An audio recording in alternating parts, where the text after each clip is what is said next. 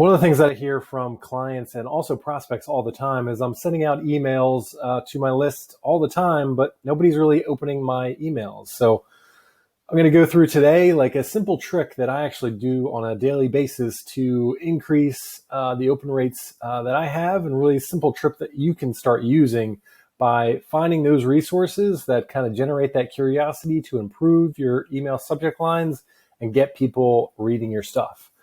So first thing to kind of think about is, as you kind of look at your subject lines, like what's a good open rate?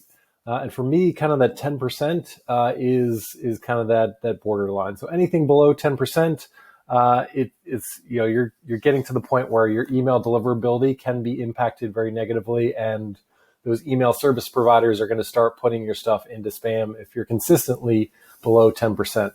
Most people are in that range of 15 to 20%. That's considered pretty good for email, subject open rates. So if you're in that range, feel good about where you are. Obviously, if you can get a little bit higher, that's great. As we go through today, I think I'll give you some tips to get you even higher as you go about it. But today we're going to really focus on curiosity and kind of using, looking at tabloids to kind of increase the curiosity that you can have in your subject line, so that people just have to open your emails.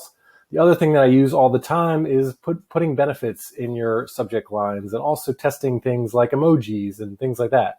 Not to do it all the time, but testing that out to see if it impacts and helps you get further open rates all the time. So again, test and find out and see what works. Today we're going to focus on curiosity by really looking at tabloids and how they get people to not only pick up on the supermarket line or anywhere else, but also getting you to read their articles as well. So one of the ones that I read all the time is the New York Post, kind of my local tabloid that's here in the city. And I always kind of go through it and see, like, in their article descriptions, what are kind of those words and phrases that are really sparking my curiosity, where I just have to open those articles. And I kind of just take note of that. It's kind of the awareness of, okay, what are those simple words that I can insert in my email subject lines to get people a lot more curious? They have to open my emails.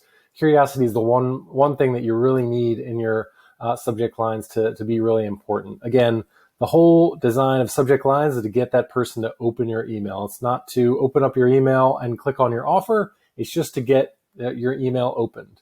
And if it's relevant to what you're doing, if it's specific to that email, that's even better.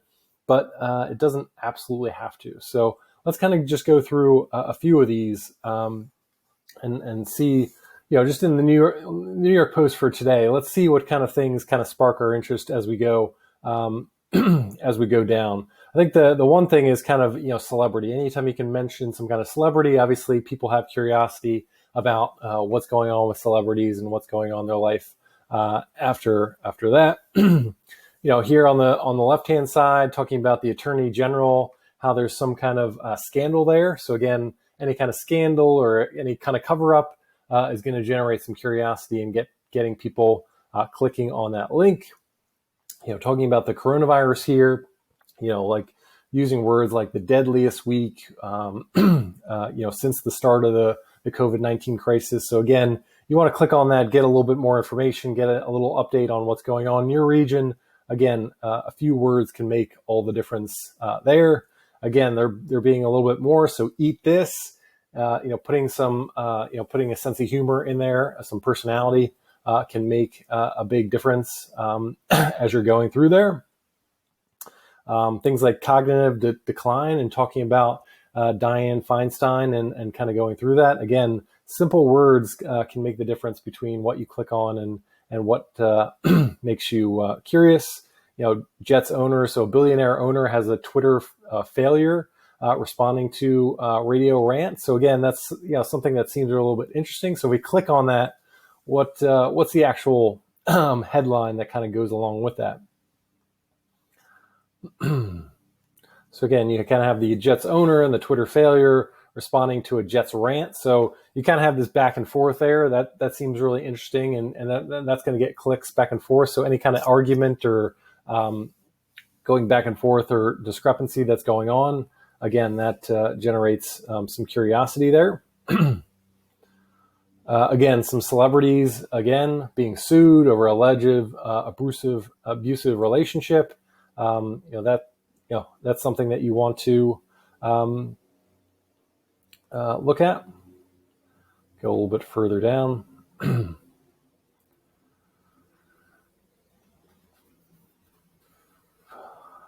A lot of times they'll have these like really, kind of out there stories. So they have this woman up here. So again, this is just like one of those kind of outrageous stories that you don't see all the time. And they put these in there all the time to kind of generate some clicks. Same thing here. Ex-Bin Laden henchman released from jail because he's too fat for jail. That's, again, that's something that you'd want to click on and find out a little bit more about.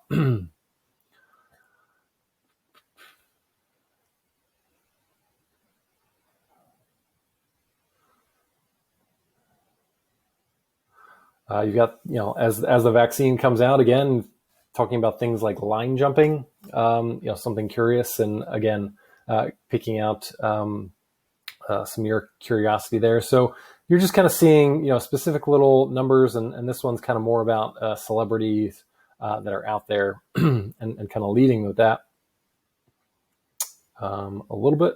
But this is something that I kind of pick up on all the time. It's like, if you look at kind of these, at these little titles, I always get a sense for, okay, what's really catching my attention? What words are really leading me to click on these articles and read a little bit more? So I would encourage you, next time you're in a supermarket or you see a tabloid, pick one up and see, especially on that front cover, what are those little words and phrases that get you interested in reading a little bit more in that. Is it more celebrity? Is it a specific word that really catches your attention? And as you read these tabloids, the tabloids are really meant, if they're not generating enough curiosity, they're obviously going to be out of business. So they're kind of at the forefront of doing that. So this is a great way of kind of using, again, some of that curiosity to get those open rates a little bit higher up for you.